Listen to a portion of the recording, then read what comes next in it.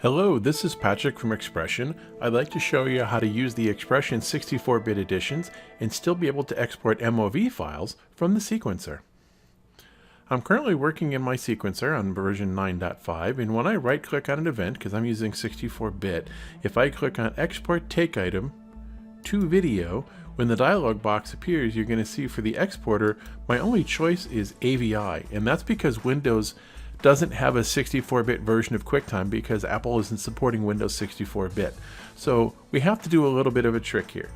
If you've looked into the release notes for XPression 9.5, you'll see that XPression can now use a user-supplied version of FFmpeg to export video clips to MOV files. The path for FFmpeg must be configured in the Advanced Preferences menu to enable the export option.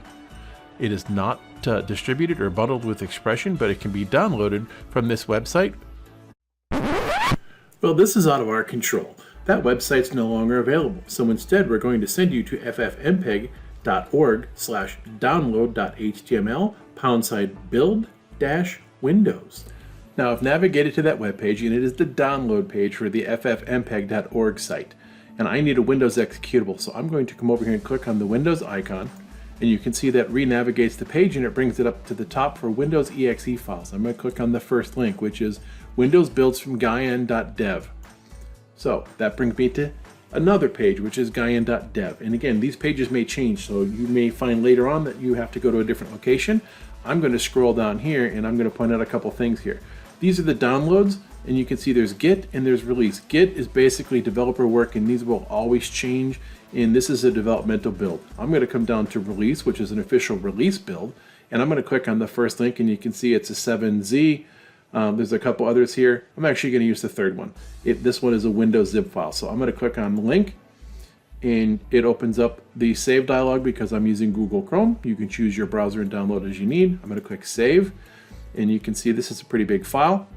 I'm going to let it download, and again, I chose to download the full package. I don't think you need everything that's in here, and it's up to you how you want to work with this.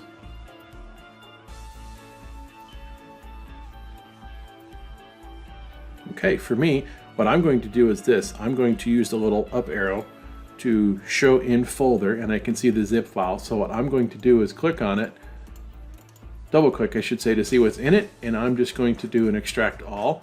And instead of going to the default location, which is right next to where it's at, I'm going to go ahead and move it into my computer on my C drive under Program Files. And again, not Program Files x86, but Program Files, because that's my 64-bit location. And I'm going to select Folder, and I'm going to tell it to show me when completed. I'm going to click Extract.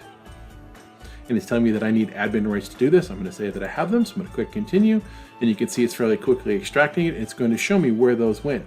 So here they are right here. So I can see the folder that's here. If I double click it to open up that folder just so that I know where it's at, I have that. And inside the bin folder is where the executable is. So I have this information now and know where this is at. So now let's go set this up inside of XPression. Okay, the next trick here in XPression, I'm going to go under Edit. I'm going to go down to Preferences. And when the Preferences panel opens up, I'm going to select Advanced, and from Advanced you can see there's a checkbox here, a dialog box now for Video Export Settings Path to ffmpeg.exe. So I'm going to click on the Browse button, and I'm going to go ahead and look on my computer. I got a lot of stuff here. I'm going to find my C drive.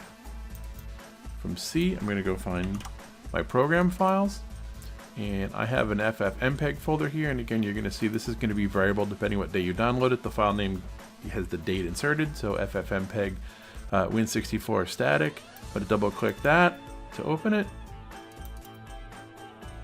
And when I do, I'm going to go and find a folder called bin. I'm going to double click that to open it. And there's ffmpeg. I'm going to click on that. I'm going to click the open dialog box button. And you can see now that puts the path in. I'm going to say OK. Now, when I right click and I go to export a take item for video, you'll notice that I now have a choice for exporter being FFmpeg, and once I do that, I come over here and choose the codec, and there's my animation codec for QuickTime. You'll also notice The other codecs that FFmpeg does bring to you, the H.264, H.265, Motion JPEG, and a couple of the ProRes formats. So now that I can do that, I can choose an H.264, for example, and I can tell it where I'm going to put that file. I'm going to go ahead and put it right on my desktop just so that I can get back at it quickly. And you can see when I click desktop, and I'm going to give it a base name. So I'm going to call this